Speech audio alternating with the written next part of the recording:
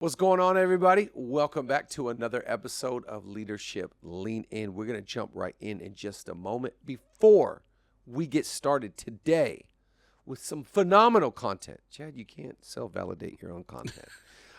Before we jump into content, thank you to everybody that likes and subscribes and also shares, inviting people into this community.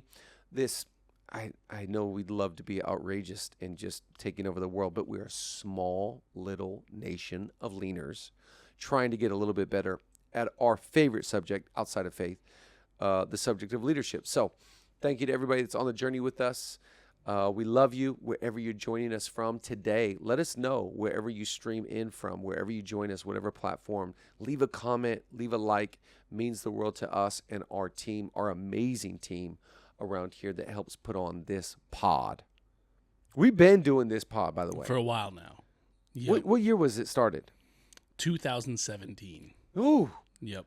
But it took a break in COVID for a while and then came back. So Yep. 17, 18, 19, 20, 21. Let's go. Let's skip 22 just for today. Pretty much, yeah. 23, 24. I mean, this is a 7 to 8 year old podcast. Wow. We've been doing this. A lot of people have called us the OG of podcasts. Chad, no one has ever said that about you. What are you talking about? The first. I've actually never heard someone refer to Leadership Lean as the OG of Not even podcasts. close. But we're proud to be in the game still. Okay. Also, just a heads up. This just happened. We are bringing back the Leadership Lean In Instagram account. That's right. IG. It's an abbreviation. It stands for Instagram. We're bringing it back. Give it a follow. We're going to be putting out all of our clips, all of our content, daily content from there. Tons of stuff going on. Make sure you leave it a follow, leave a comment there. Also, our YouTube channel is growing like crazy. I'm talking about 4 subs a week minimum. It's face statement, even that. But leave a subscription there on our YouTube. And last thing that I'm selling, gosh, what a salesman today. Jeez. We release a weekly leadership email. It goes out to thousands of people, literally. I'm so thankful for this email list. Tens of thousands, and I'm not exaggerating, get this email. And we're just trying to encourage people. And so make sure you subscribe to that. Hit the link in the Leadership Lean In bio on our Instagram, and you'll be able to get that. Okay, let's jump into today. Great team builders do these things. And I just want to encourage you and remind you, it's all about the team. The teamwork makes the dream work. And if you love doing things well, build a great team. Remember, if you want to go fast, go alone. But if you want to go far, build a team. Take others with you. It's all about the team. And I just think leadership is about surrendering that me thing so I can say yes and get involved to that we thing. The we thing trumps the me thing. And last night, my son, my 11-year-old, he is playing for the Pirates right now. We had a massive playoff game last night.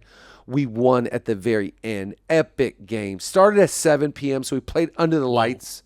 Didn't get out of there till 9 o'clock. I mean, that on a school night, this is crazy. What is this, the Field of Dreams? Where's Kevin Costner when you need him?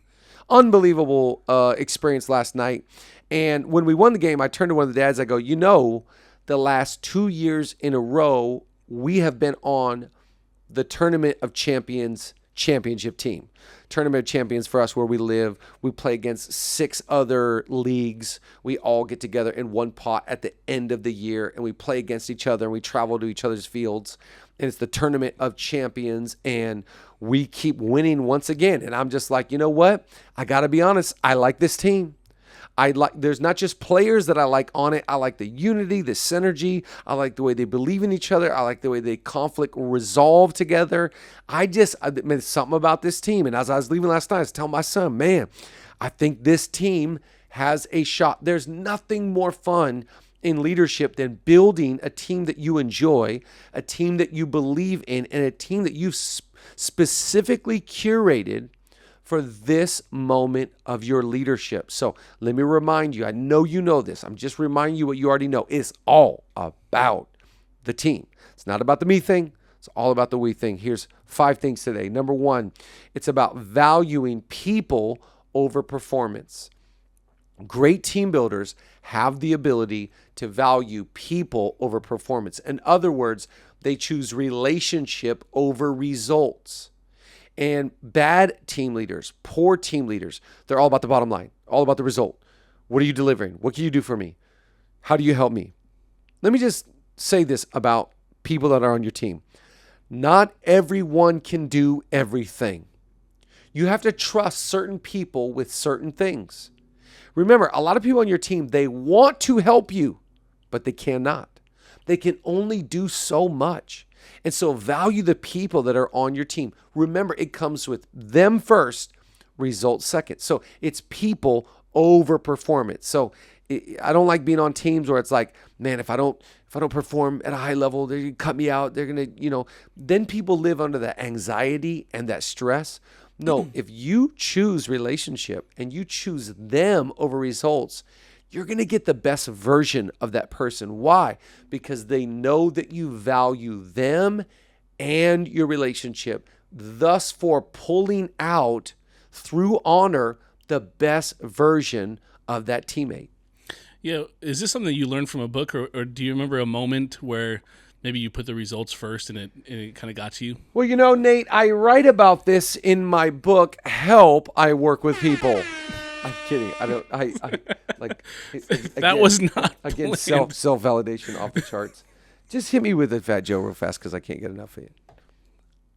Yesterday's price is not today's price. No, I don't know if I learned it from a book or Fat Joe, or I can't remember where I learned this from. Maybe just over a lifetime of making mistakes, of going, man, I wish I would have done a better job of not being so results oriented. Of course, we all want results, no question. We all want fantastic performance, but I think it starts with the heart gauge of saying it's about the person more than the performance. I care about them more than what they do for me. Because if that's backwards, people can intuitively sense that. Yeah. They can sense, you really don't care about me. You only care what I can do for you. And I think that's not servant leadership. The best form of leadership, in my opinion, is serving leadership. And as I serve or build others, the results will take care of themselves. It's going to perform well because my priorities are in order. Yeah. Does that make sense? Yeah. And I feel like in the beginning, if you do prioritize results, you'll get them quick. Yeah. You just can't sustain. No. It'll just fall apart. It'll get gross, and you'll lose the people you're trying to build with. Yeah, and I think at the end of the day, what will tell on you is if you chose performance over people. How will you know that? Well, show me your relationships. The people will show you what you value. So number 2, I love this one. Constantly communicating your vision, values, and standards. Great team builders are constantly communicating. In fact, when it comes to your vision, and let's just bake in values and standards as well. When it comes to your vision, values, and standards, just when you think you're annoying somebody and you're telling it too much, that's just about the time that they're starting to hear what you really have to say. And so if you feel like you're exhausting somebody because you've been communicating your vision and the direction and where you're going and what we value around here and our standards around here, however much you're doing it right now, I'd like you to double it. It's like the other day we go to this gelato spot. In fact, last night after the baseball game, we got home very late and everybody gets in the baths and we're on our couch and we're doing highs and lows like at 9:45 at night, which is very late for us. And then I go speed round, I ask them another question, speed round, ask them another question. I'm just trying to get my boys to talk to us. And I said, if I were to take you to get a treat right now, where would you go? And all of them said this new gelato spot that we've been going to. And I was like, man, guys, why did you say that? Now all I want is gelato. This is torture. But when I go to that gelato spot, I don't just get one scoop. Come on, man. It's like I got it. Yeah. I get a single scoop split because you got to get that. It's that other. What are the flavors? What are the flavors? I'm big on pistachio, and then how you say the armanetto or armetto? Almond. No, amaretto. Amaretto. That's it. I'm so into it. And so I think when it comes to you communicating, great team builders are so good at constantly communicating the vision, values, and standards. Andy Stanley used to do a great talk when he was doing Catalyst called Vision Leaks.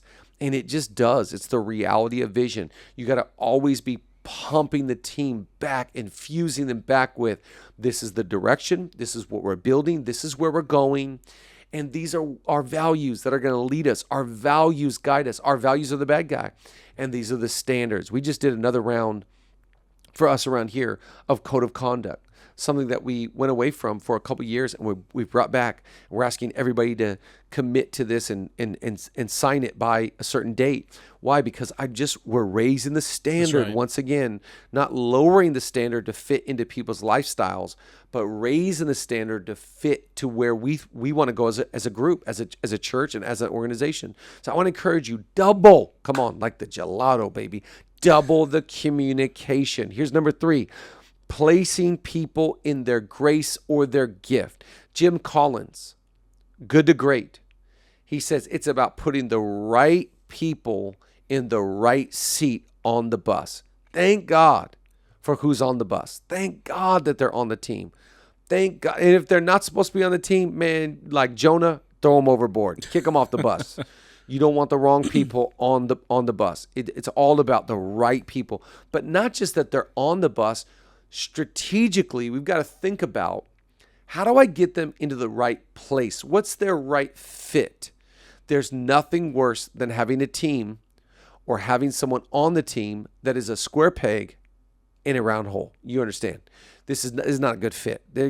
So I got to find out what's their grace, what's their Enneagram, what's their spiritual gifting, what's going to really bring out the best of them. I've got to work hard as a team builder to get them in the right spot. It was really cool. Last night at the game, our coach mixed up the batting order. I was like, oh, usually so-and-so bats there, but he's doing this. What is he trying to do? Unlock the best scenario, the best result. And I think so much of leadership is being willing to be flexible.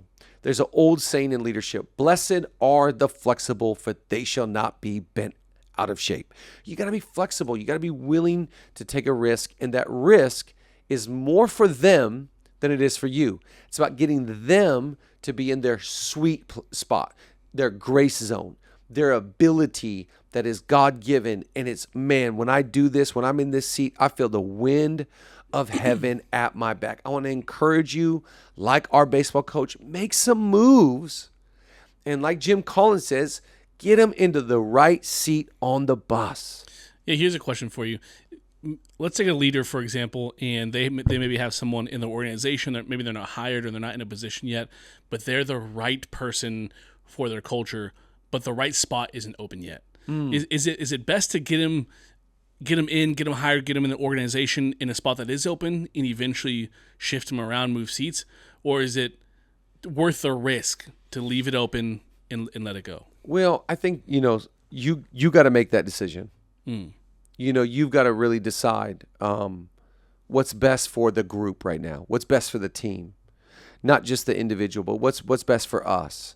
And so sometimes I have made a way for somebody, that I believe that took a risk on. Other times make them wait for the right time. So I think so much of leadership is timing. Life is timing. And so the better you can get at making really strategic moves at the right time. And for whatever reason, we're in this timing game where you're like, man, I woke up today and I was like, it's time to call them. I need to text them. I need to give them X spot. So I think so much of leadership is leading with that sensitivity and that discernment to what does this and this person require, and then executing great patience and great confidence. There's a song. This is a little Posty Malone lyric. I love this Posty. Shout out to the country music superstar Post Malone. We didn't see it coming. No, had no. But idea. I love it. It works. But he has this line when he was a pop star. He say, "A paranoid man makes paranoid plans," and that to me reminds me of other lyrics from some rappers that say, act like you're ever going to be around people like this again. In other words, like when you're confident and secure, you're not rushing because it's like, oh, they're going to leave if I don't. I'm not a firefighter. Right. I'm not a babysitter. Like if I believe in them and I believe in me, I believe in the right time. And so I've got to use great discernment and great patience and self-control that signal to this leader and to the team and to even myself. Because at the end of the day, I got to respect me. I got to go to bed with my decisions, that I have made the right decision at the right time. Here's the next one. Number 4. I love this. Building a team culture of trust and accountability. This is such a skill of great team builders. They know how to garner. They know how to beseech great trust. Their team trusts them. Why? I don't know. Why do I trust you so much? Why do I tell you? So why do I? It's like, man, there's something about the discretion that you use. There's something about the character that I sense. There's something about your backbone and your moxie and who you are and the way you conduct your affairs and the way you talk about others and don't talk about others. I feel like I can trust you. And I love that in our team, there is great accountability. Nobody likes the guy with or girl with a lot of talent that goes unchecked. And when you do that, you perpetuate, we live in a world of double standards. Around here, as long as you have talent, you can kind of do whatever you want. And that, I think it just brings such dysfunction and such cancer to the team. No. Now, we don't treat everybody the same because everybody's not the same. Right. But we are all held to the same standards. That's good. And so I think when you're a great team builder, you know how to build trust, and you know how to execute accountability, and you know how to signal out to the team, just so we're all on the same page. We are going to hold this person accountable for their attitude or their actions.